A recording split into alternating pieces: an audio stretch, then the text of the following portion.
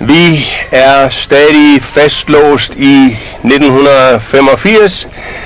Vi har stadig spotlightet rettet på den unge Mike Tyson. Fødslen af myten, fænomenet, legenden. Her kontra Rick Spain i Atlantic City 20. juni. Og Mike går til jobbet, spiller ikke et sekund.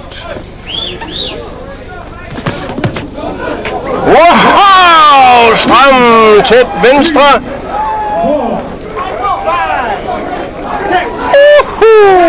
Mr. Spain har mærket, følt smerten i Mikes tunge næver.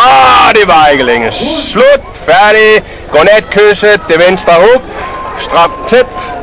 Mike Tyson skriver nye kapitler i legenden om sit liv.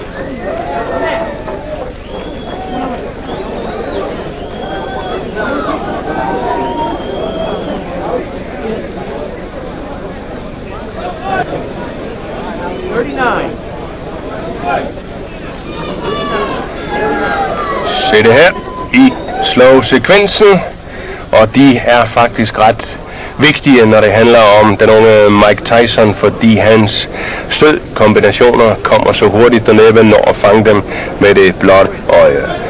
Mike Tyson. Og vi får den igen. Den stramme venstre. Og det er det perfekte knockout. Det er kort.